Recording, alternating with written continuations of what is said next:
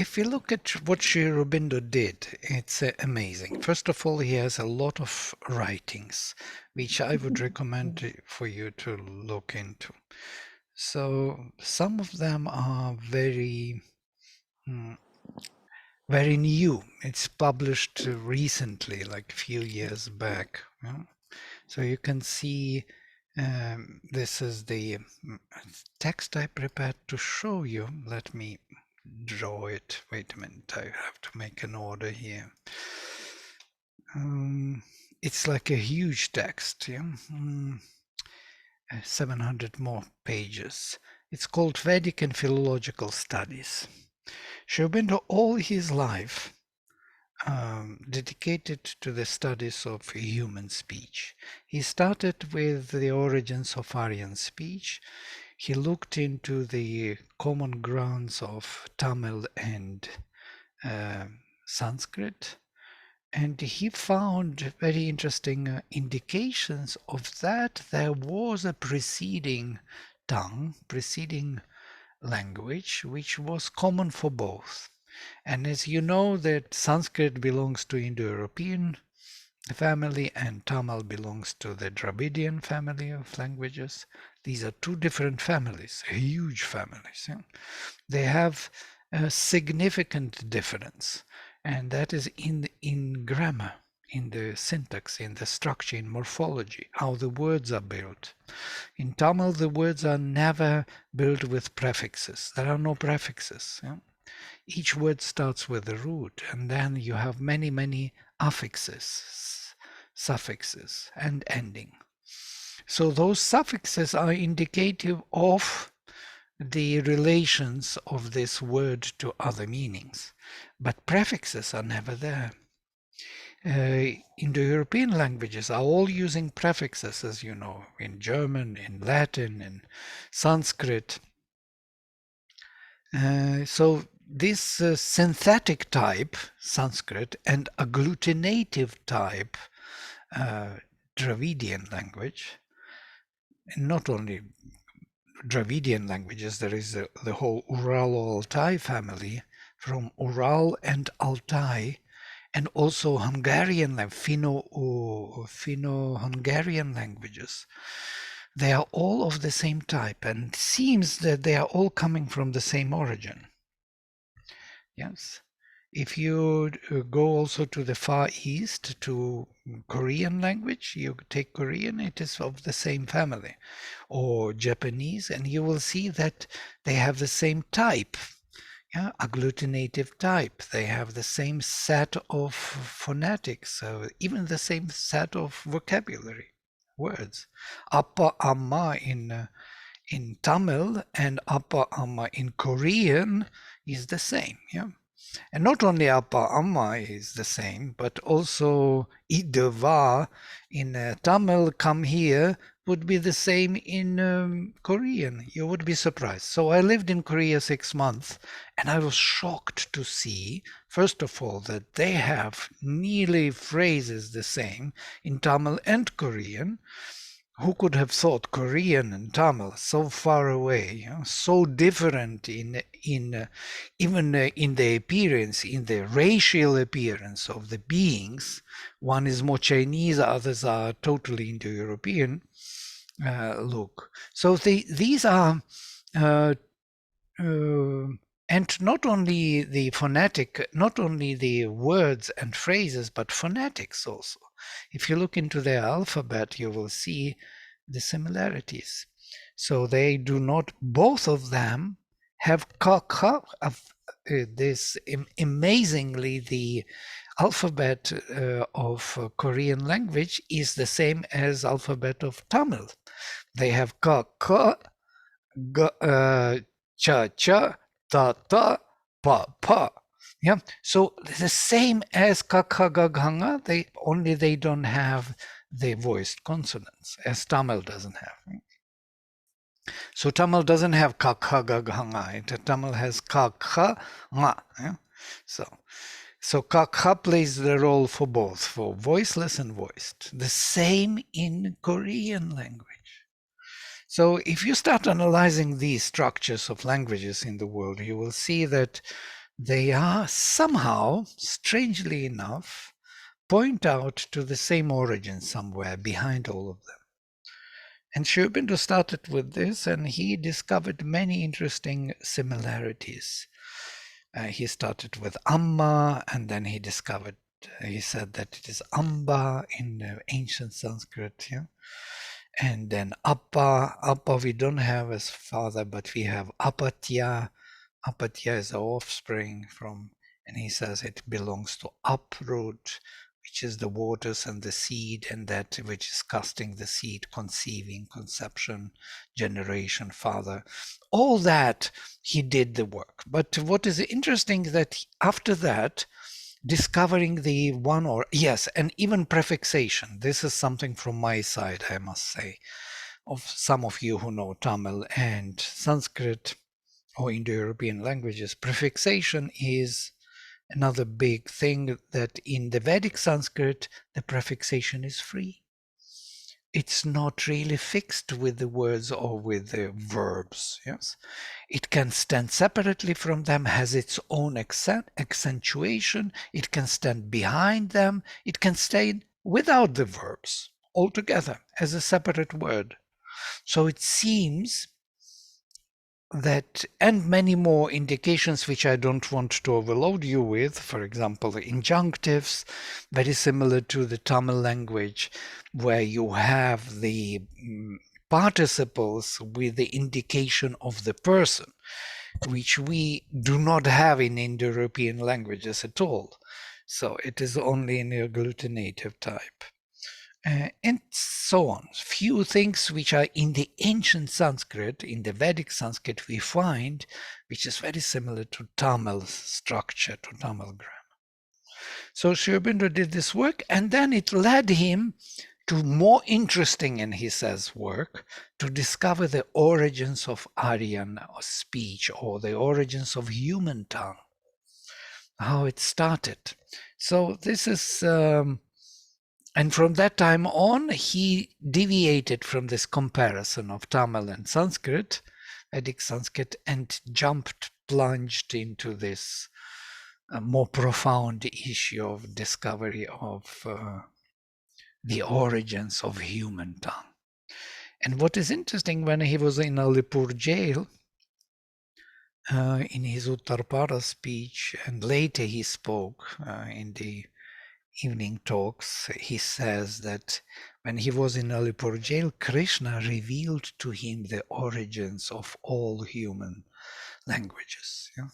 He saw the origin of all of them, how they are deviated, how they are kind of moved out of one source, and how contextually they build up their own separate languages. We can see this kind of branching out on the examples of Indo-Aryan languages, not Indo-European, but at least on Indo-Aryan within India, how from Sanskrit many Prakrits came into being. And how did they do that? So by usage in different locations, in different specific articulation apparatuses, each kind of people is different from others, like people in Orissa, people in Punjab, people in Maharashtra, in Tamil Nadu. They have a very specific way of articulating sounds, which is by modulating the Sanskrit perfected tongue, creates many more varieties. Yeah? Varieties of pronunciations. Allophones. Allophones means these varieties of phonetic articulations. And these varieties are becoming cultural, they're becoming fixed. And by developing those varieties, you develop different languages from the same source. In time, it happens. Even the same language, if you take English 600 years back, you would not understand a word of English 600 years back, before Shakespeare. Before Shakespeare, English is impossible to understand. From Shakespeare onwards, because Shakespeare was fixed as an etalon of English language, from there we started to kind of to refer to as the norm of language. If we would not have that norm, they would have varieties, numberless varieties of languages. Yeah? The same with Russian. If you take Russian 200, 300 years back, you would understand hardly anything. Yeah? So it's a totally different language. So languages develop very fast. So what I want to say is that we need to look into the origins. And so I prepared, this is the profound book. I would recommend, I have it in PDF, I will send to everyone. You will see what is here. It's a treasure for the linguist. For me, it is everything. I don't need any other book. Part 1, Essays on Vedic Interpretation. Everything is here what we need to know. Part 2, Selected Hymns, which are super good for me because I studied the Vedas. Then there are drafts which were never published before. Draft of the Origins of Aryan Speech. Aryan Origins, these are rare manuscripts. Then section 2 in the part 5 is other writings, word formation, Aryan origins, the elementary roots of language, the unfamily. He exhausts the vocabulary of Sanskrit language and he compares it with Greek and Latin. Roots in M, roots mal, and then notes on root sounds, notes on phonetic transformations, also very important. So what Aurobindo did is amazing. He took all possible varieties, all possible combinations, ever possible, physically possible to articulate, all possible combinations of consonants and vowels, and examined them and arrived at that they are all meaningfully related.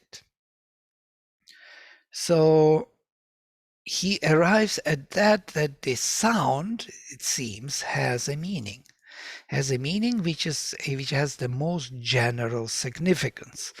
General significance because it's wherever the E appears in whatever root, it will bring that particular color or flavor of meaning. So what does it tell us? So I prepared the presentation.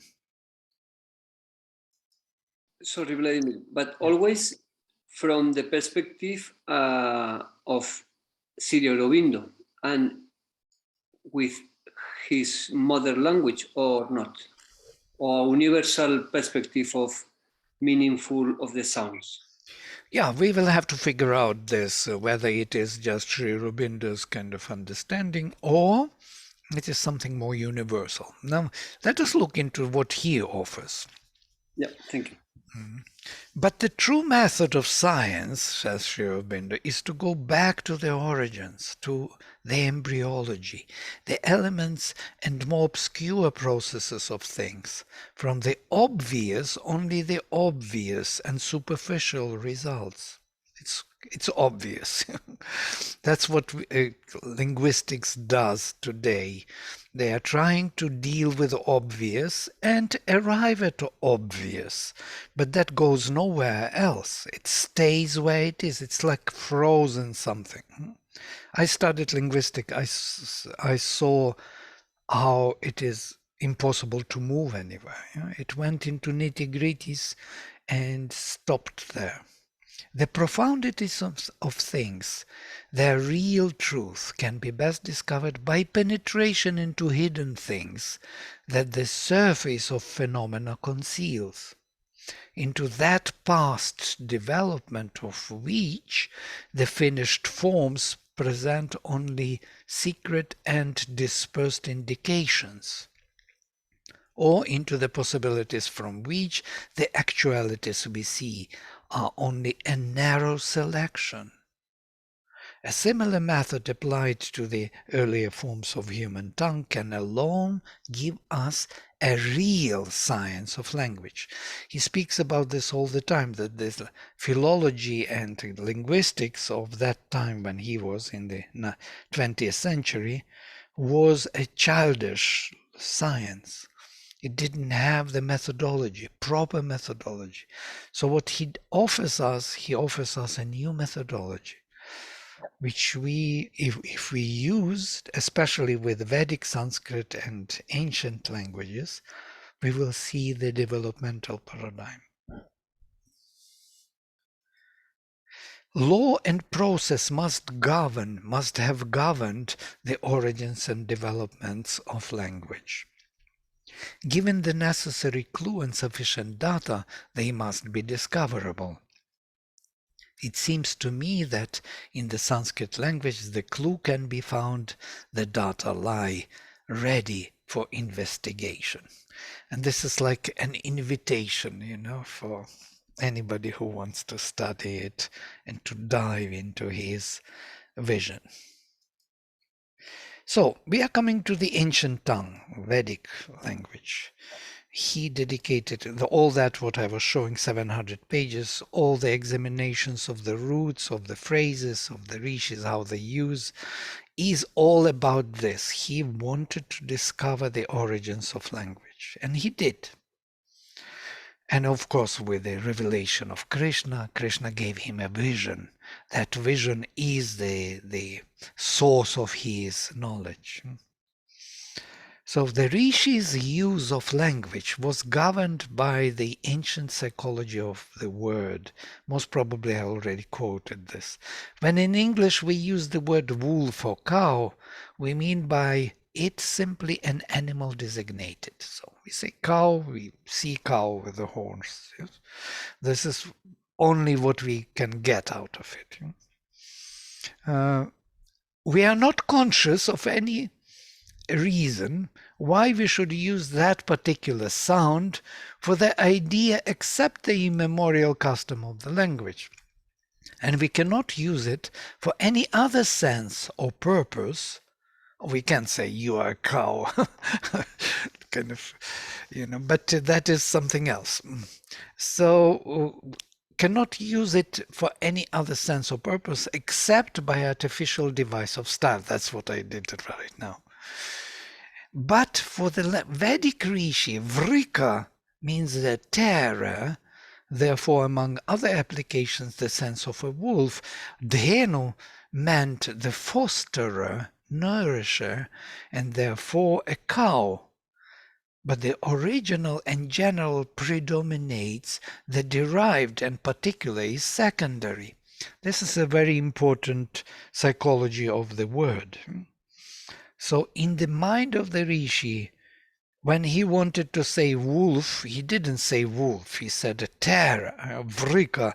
For some reason, this vrich root, which Aurobindo says, when he wanted to express that thing, which we know as wolf, that animal, that what came to him was from root vrich, to tear. It's a terror.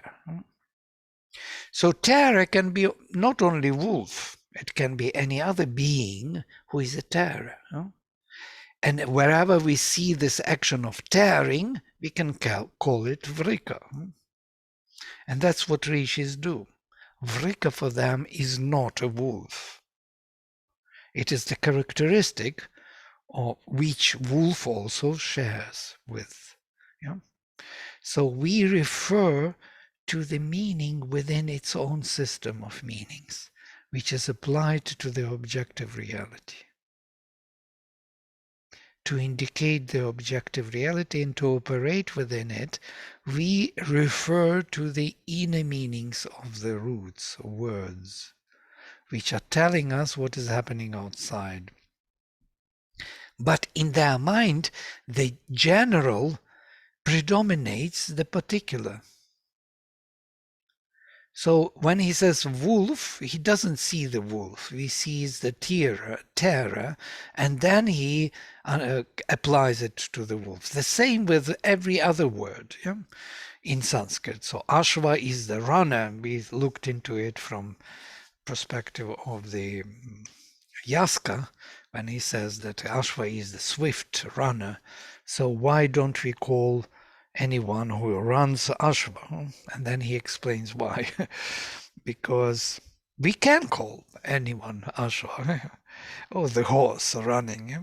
And we will, strangely enough, understand. Don't you think? If I call somebody who is running the horse, that you would even smile, that I'm joking, kind of, because we identify the quality of running horse with the running person. So something in us works in that way.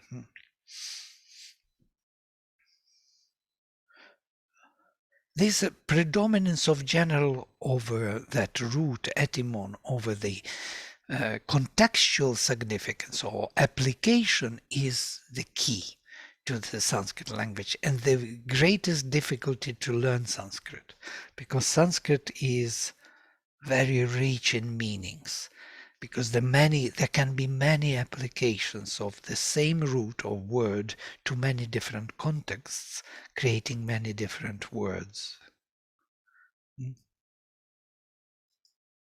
We lost this capacity. It's the capacity of the poet, yeah? We spoke about this. So the Vedic Sanskrit abounds in a variety of forms and inflections. It is fluid and vague, yet richly subtle in its use of cases and tenses. And on its psychological side, it has not yet crystallized, is not entirely hardened into the rigid forms of intellectual precision. The word for the Vedic Rishi is still a living thing, a thing of power, creative, formative. It is not yet a conventional symbol for an idea, but itself the parent and former of ideas. It carries within it the memory of its roots, is still conscient of its own history. It carries within itself the memory of its roots, the word. Why he says roots, not its root? There is a reason for it, because this is a system of etymons. Yeah? The whole system of redistribution of sounds and their connections creates a very colorful tapestry in a meaningful fashion. So each meaning of each root supports the other meaning of the other root by distinction and by similarity. The mind cognizes it, yeah? Understands it in the systematic way.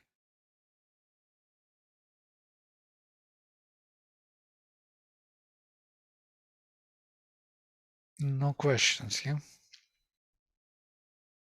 I'm waiting for Siegfried to pop in something, some question.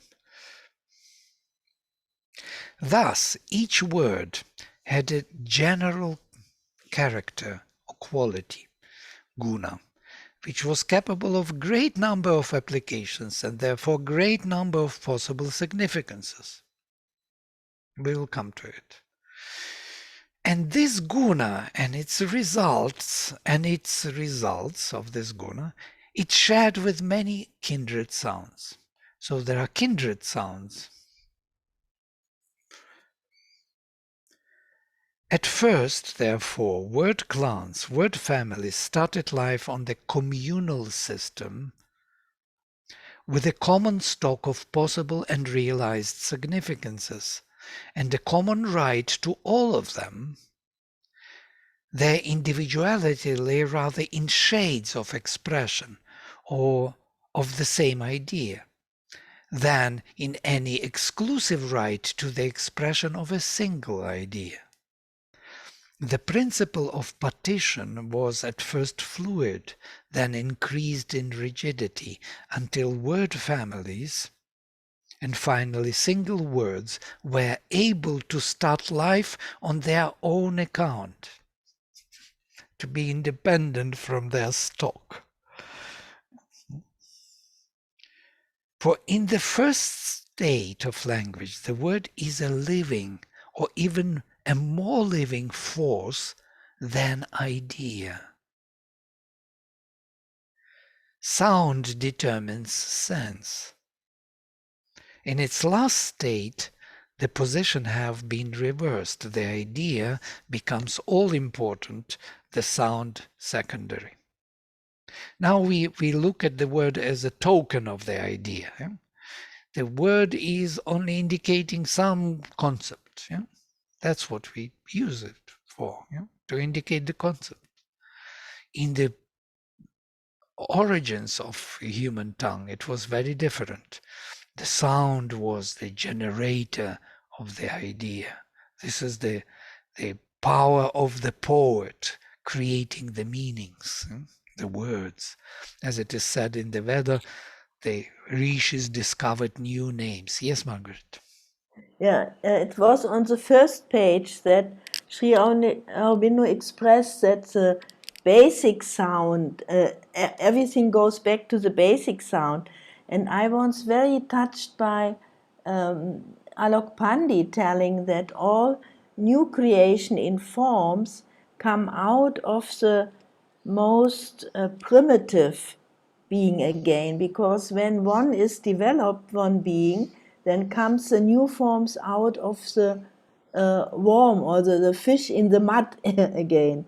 So that in also in the creation of forms or beings, he said it goes back to the most primitive or basic sound. Of course, yes. Primitive and basic doesn't mean bad or wrong or rude. It means the No, potential. the potential, the full Yeah. potential, yeah. Yeah. So, so we should not have this idea that primitive or that the language of the Vedic rishis was less capable of expressing. I think it was even more capable of expressing profound psychological states of consciousness because it was free from rigid intellectual precision. Yeah? It wasn't determined by the mind. It was determining the mind. Mind was still the instrument of the power of consciousness, which was expressing itself through the word. Word was leading the mind. Mind was a servant of the word, and not other way around. Nowadays, we are living in the mental structure of consciousness where mind determines everything, concepts. We are selecting words to express concepts, and that's it. We are actually not communicating much. We are drawing pictures to each other. I draw a picture for you, from here to there, from there to here, and to here back. Once you see the picture, you say, yes, I understand. But what do you understand really? We are constantly drawing pictures. Yeah, we understand the pictures, but we don't understand the expression of consciousness by the word as a living entity, as a living power of consciousness. We do not feel it deeply. Sometimes we do. Poets are doing this for us. Poetry is touching us deeply on totally different level than just expression of some explanation of some truth. Explanation is not explaining anything, actually, much. As Aurobindo says, when everything is explained, nothing is known. Yeah? This is a very good to see these two. Yes, the mind with intellectual precision explaining everything and nothing is known, and known by the word. When it is expressed properly, deeply, articulated as self-expression of deeper consciousness by the word, then it is known. Because knowing is experiencing. Knowing is not viewing the structure.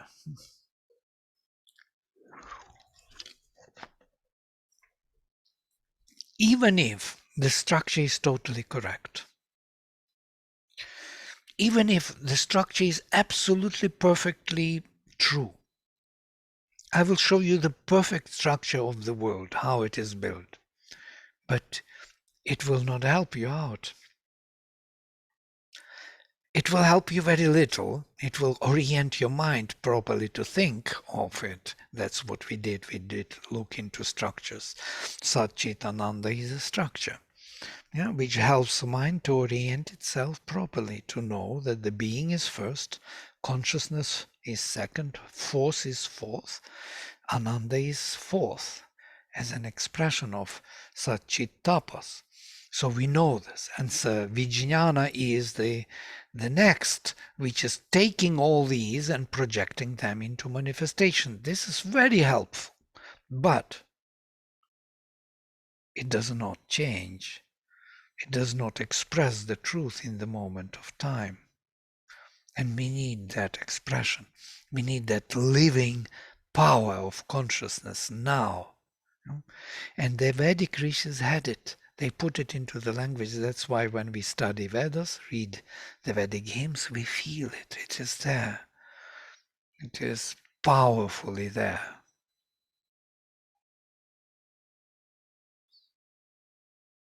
Then what you mean is the sound of the root of the word is giving directly the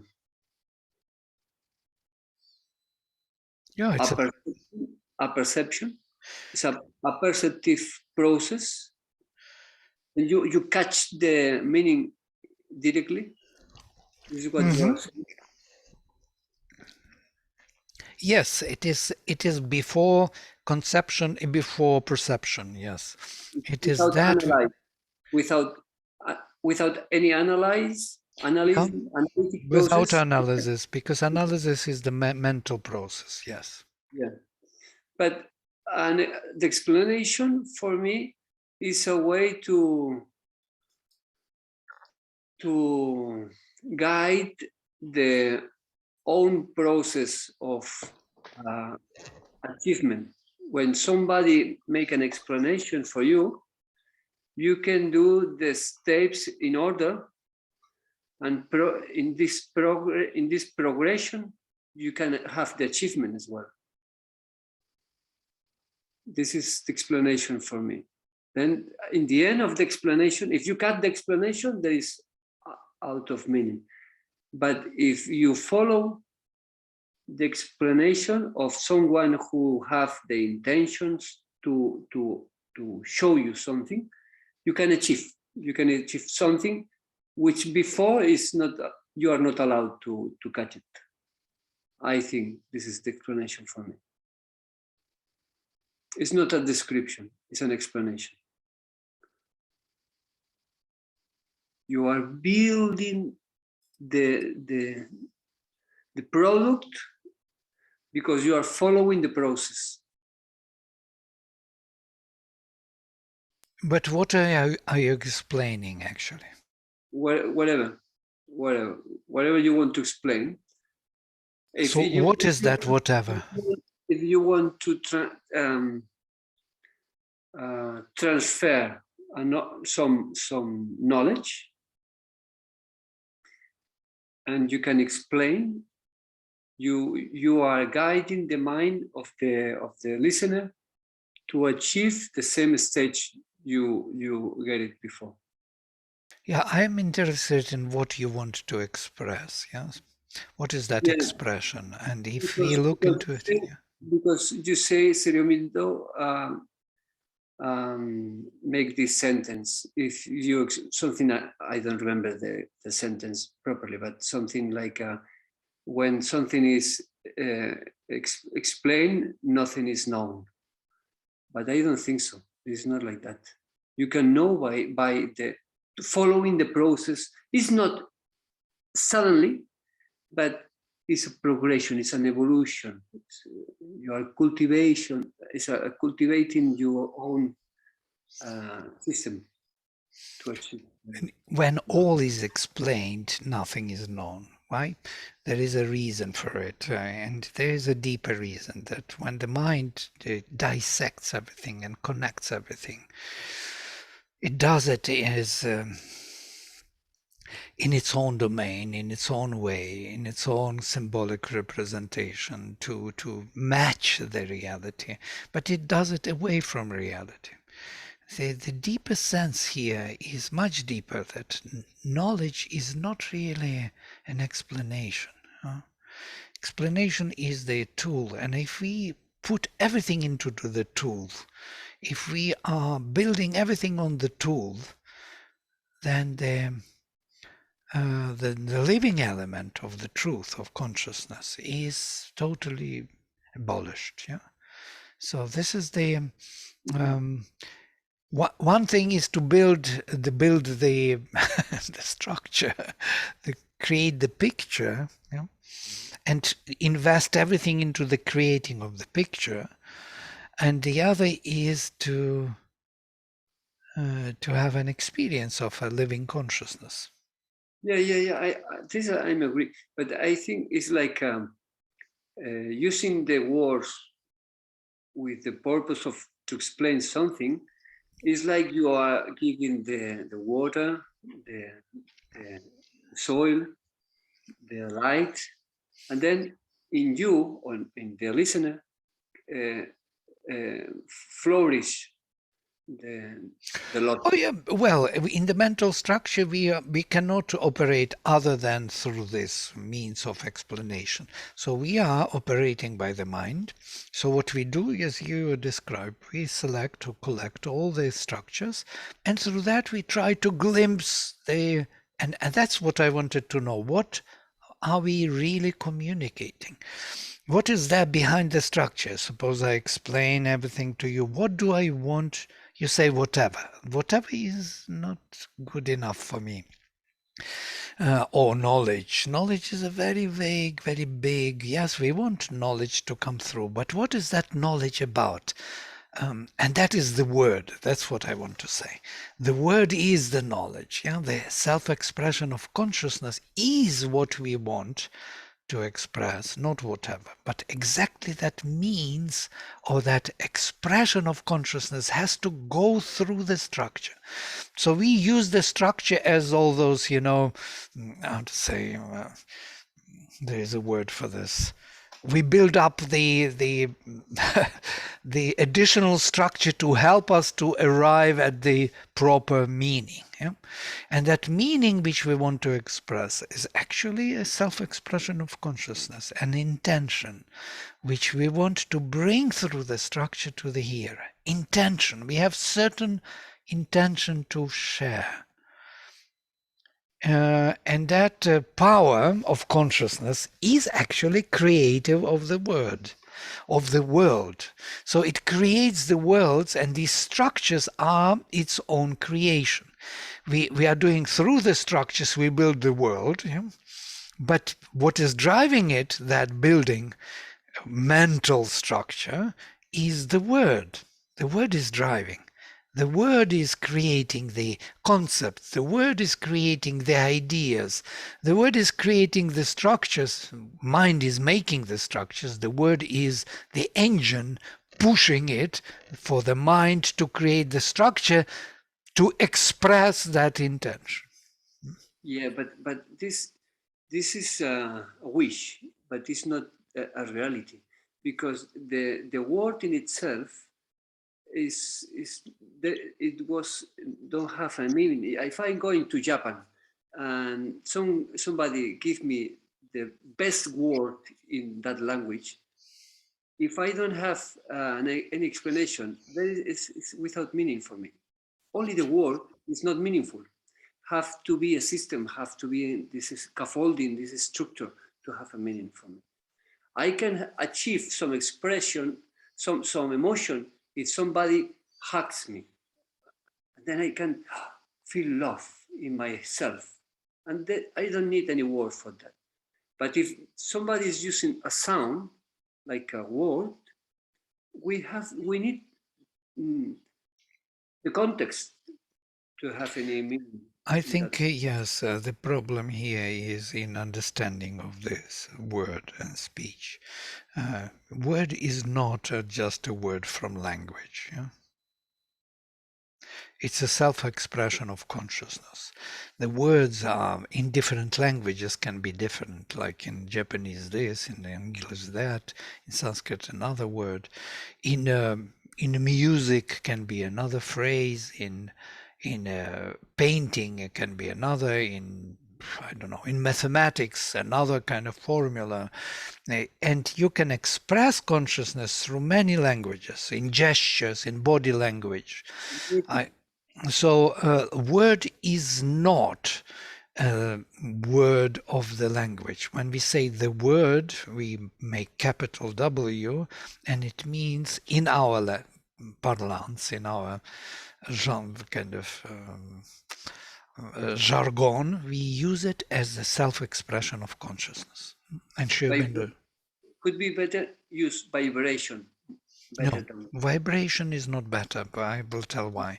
Vibration has no intention, it just vibrates by itself. The word is a specific usage by consciousness. It's like a target, like you're like an arrow which you release. You speak it out. It's not you're vibrating. Vibrating is whether somebody receives or not. It's indifferent to the communication. The word is a perfect word for this, actually, the word. At the beginning was the word, and word was with God. It is about that word we are speaking, not about the word in Japanese language. right. You're using the word like a codification before the manifestation. Yes, before the mind took shape of the idea. Yes. The DNA, I say DNA of the Yes, product. it's a driving force. It's a driving force of consciousness in each moment of time to express itself in a particular formation using particular languages, and then mind starts working, putting structures, scaffoldings for that word to be expressed. So there's something we want to express, and we have many different languages in our kind of reach. We can use them: body language, music language, look language, silence language, yes, language, all kind of gestures language. This is a powerful language, gestures, yes. All kinds of things in India, all this. It's a language, which is telling a lot more maybe than language of the word can, or word of the language can say. You're talking as about archetypes, no, or typal words, no. We are talking about the word which did not yet dress itself into the language, and then it adopts language, and whatever language it may be, the body language, the Japanese language, whatever, and it tries to scaffold through the mind the formation which would express it. And it is never totally fully 100% expressed, of course, because the mind takes the big part onto itself, and there are misunderstandings, and always we have to ask, do you know what I mean? Why we ask, do you know what I mean? Because that meaning is difficult to bring through the scaffoldings of the mind. And then in this case, if you are talking about this, we know already our Yeah, kind our of. psychic being already knows, because is his its own nature, isn't it? To know this is its own nature. If it is the word of the psychic, yes. If it is the word of the mind, through the mind, or the word through the vital comes, or some kind of expression. Or, They are after that, but I'm talking from the origin. oh yeah, from the origin, definitely, yes. It is even higher than psychic. Included. Then when you are, if in the case you anyone achieve the psychic being manifestation, what his experience is the recognition of what he knows from always. he recognized. Nobody explained anything to him. He's only recognizing what he knows from the origin, because it's nature. The word is an interesting power of the God, yes, let us say.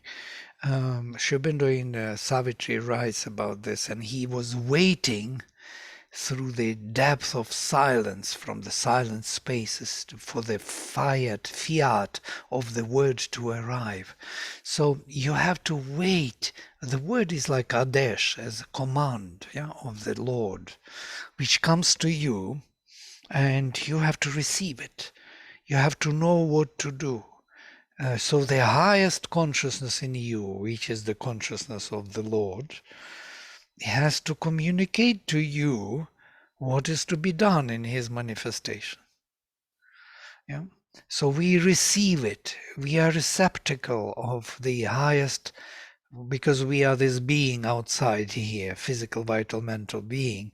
We are receptacle of that word. We are calling to it. We want it to come. We want to know what to do. As Aurobindo says, when he went into Alipur jail, first he complained to Krishna, saying, was I meant for this, to sit in this, and not to fight for the liberation of my country? You put me here into jail? And then he receives the word. I lost it. It's such an important message of the word. That was wait and see. Yes, wait and Krishna. see.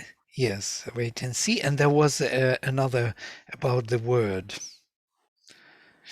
I will come back to it. It will come to my mind. It's just lost it because of Sri Aurobindo being in Alipur jail, complaining to Krishna. Yes, Adesh. He was waiting for Adesh. He was waiting for the word, yeah, of the Lord. And Krishna tells him, I was trying to communicate to you. I was sending you the word, but you didn't listen. This is about the word. Yeah? So you didn't listen, and you were so preoccupied with this fighting for the independence movement that I had to bring you to this place to speak to you.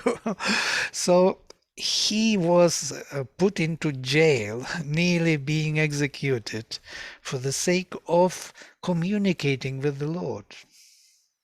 I can see the prison like a call center. Right. Then he had time enough to get, he was free from his kind of obligations to others. So it's quite amazing that he received Adesh. Adesh is the word for him, to receive the word. He writes about it in Savitri. And then somebody asked him, why you never moved from Pondicherry anywhere? You moved so many times before Pondicherry. And he received Adesh, go to Pondicherry. Yeah? The word came to him. And he went there, and he said, after that I never received any other Adesh, so I never left Pondicherry. So there was no other word coming to tell him to leave the place. So this is the way of living which we ideally have to embody. That word is the will of the divine. It is the logos, the command. It is something which is modifying our existence, constantly creating it. We are using the word in a very lower sense, in a very reflective sense, as a servant of the mind, which is not totally true. The word is higher than that. The word is an expression of higher consciousness, even on the lower level, as Aurobindo says.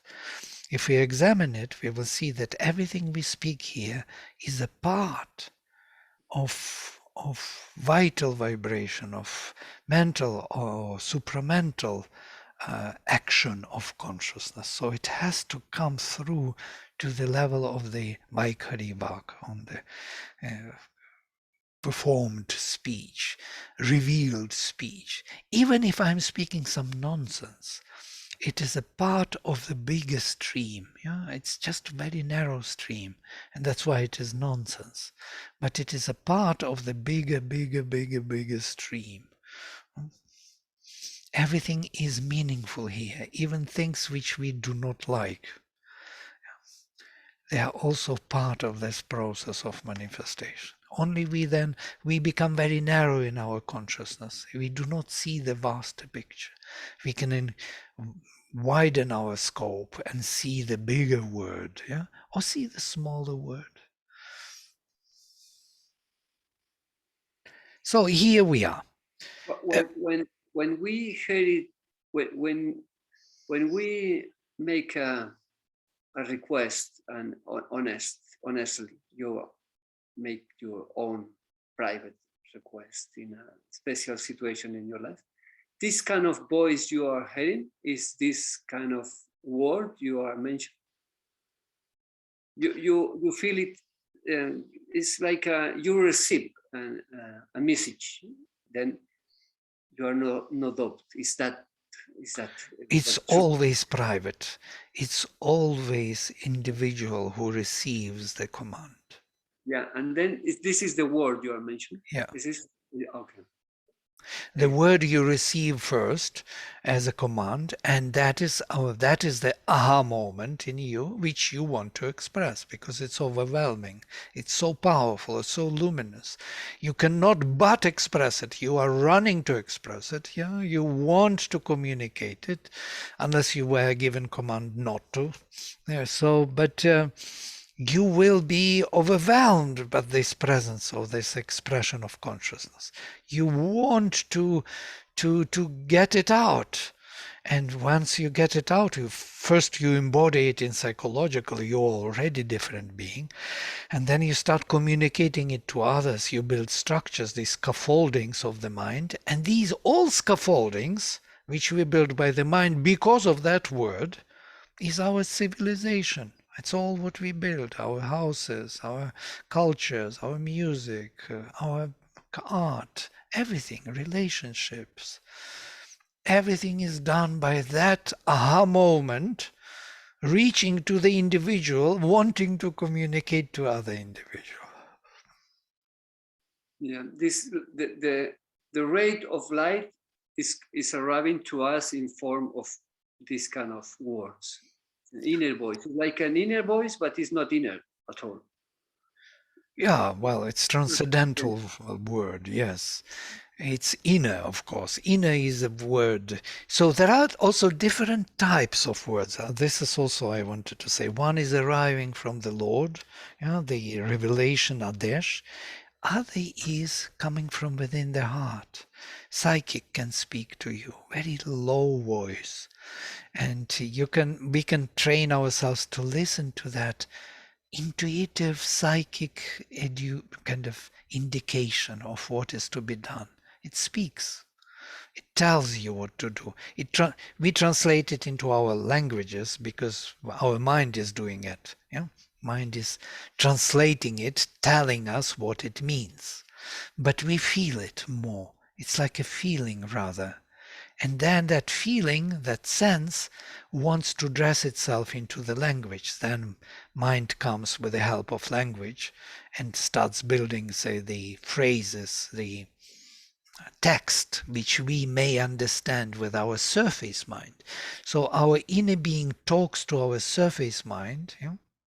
And once the surface mind understands, then we say we understand. Otherwise, we don't understand. Yeah? But there is different source. You are mentioning. Yes, One different is source. and a different source, and then it's different purpose, and it's different modulation as well. Purpose, I do not know. Each word has its own purpose in that particular context. Context determines purpose for some reason. Yeah, what is to be done within this scaffolding, how it has to be changed. So it can come from above, it can come from within. the word, from the psychic or from the jivatma, let us say. Yeah? So there are two sources of our divine origin. Yeah, there are more. Of course, there is below source, also the rising of aspiration of nature, which also may speak, I guess. Yeah? So may translate its own message into the word. And so the word is this action of consciousness. Huh? And we can distinguish from the modulation if one is imperative and another is like a advice, or is different. Or word is always imperative. This is an interesting thing, yeah? Word is logos, always the imperative. It tells us what it wants. Interesting, yeah? It doesn't suggest what you have to do.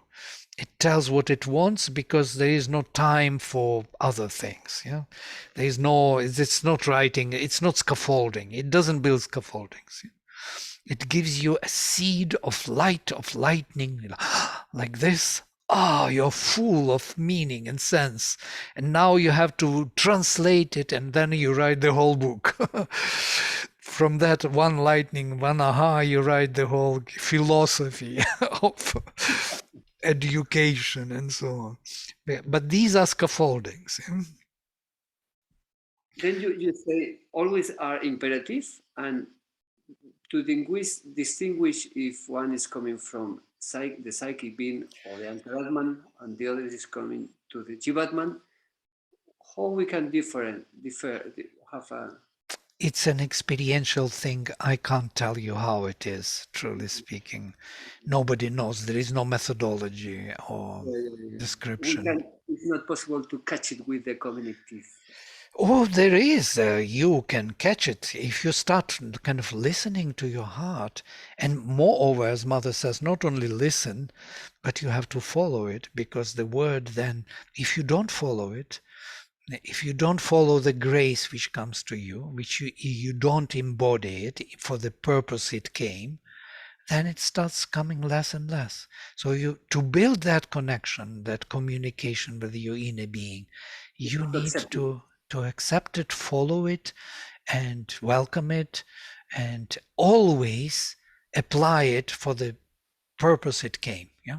If you apply it for other purpose, you received a very great inspiration or revelation, and then you start using it for your own agenda or something, to aggrandize oneself or to make yourself bigger, your ego, and yeah, or whatever, then of course next time you will not receive this.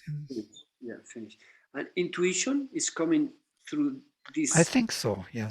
The intuition is coming like that? I think intuition is that carrier of that. Yeah, it's already mental formation, because intuition is the mental formation of that lightning of Vajra, of that word, which gives us the indication, more precise indication in a particular context. Yeah, what is to be done, in which context is to be applied, and so on. And how is intuition in Sanskrit, please? Oh, it has many words, yes. Pratibha. Pratibha is reflection, like lightning. Yeah? Pratibha is used for the intuition, poetic intuition, or inspiration also. Reflection. Yeah, Sri Aurobindo says in the Vedic it was used sarama. Sarama is the hound of heaven. It is that which is flowing or running. Intuition is kind of running towards its object without any deviation on the way. It is focused on it, and until it gets it, it cannot leave it. Yeah. Ila, Saraswati, Mahi, these are two streams, the three streams. Ila is the revelation, Saraswati, inspiration.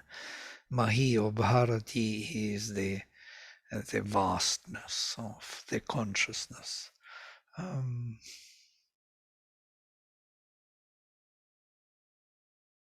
There are more words. Reflection is beautiful, because express what it is in itself. No, it's a reflection from up there. You can reflect in your consciousness like a mirror. You can reflect that. Right. It is a reflection. Intuition is a reflection.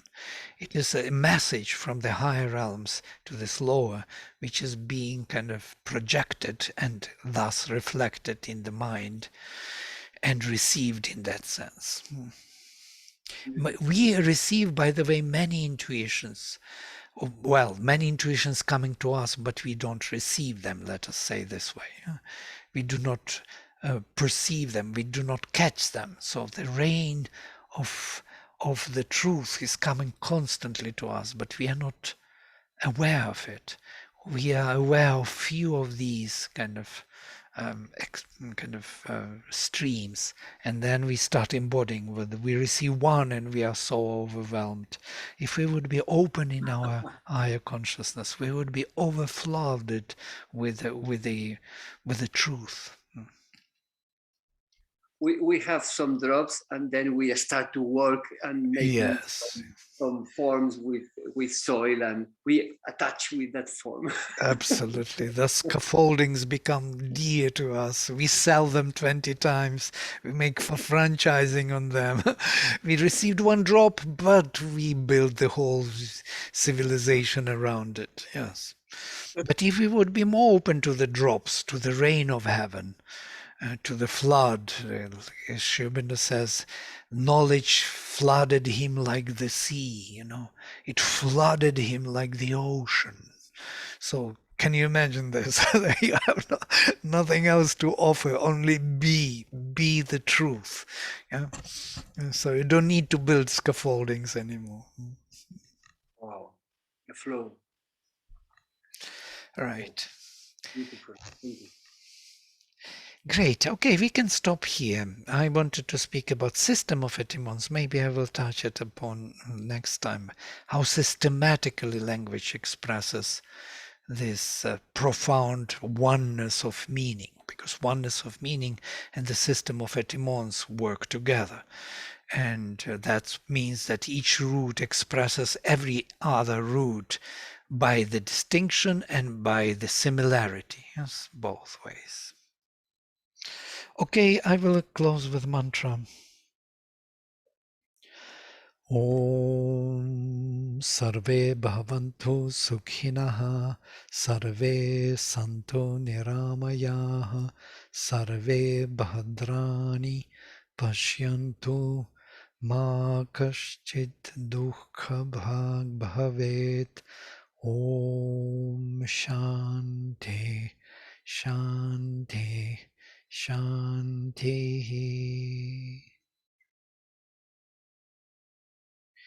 There is a very good way to understand this phrase, when everything is explained, nothing is known, in apprehensive and comprehensive cognition. When everything is explained by apprehensive cognition, how things relate, relational kind of the structure, you build the structure, you build scaffolding. But when you have to understand is something else. It's not the scaffolding. That scaffolding is to help us to understand, but understanding is of another nature. Comprehension. So scaffolding may help or may lead away, but it is not the understanding. And that's why he says this way: when everything is scaffolded, nothing is understood. Let us say, rephrase this. I found a way to it back. I also had the idea the difference between scaffolding is when you explain how the mantra is, and when you sing the mantra, you have a totally other experience. So something to Very explain. Good. Yeah, you can explain mantra many times linguistically and otherwise, and where it belongs and everything, but that would not help to experience the mantra. when you read it for yourself. It triggers something else. Yes, very good. Krishnamurti says in the school, they manage some schools, and he say with one group of kids to the master, he say, if you teach the kids the name of the bird, they don't see the bird anymore. Interesting. They only see the word, the image, the mental image. They close Very the interesting. direct perception.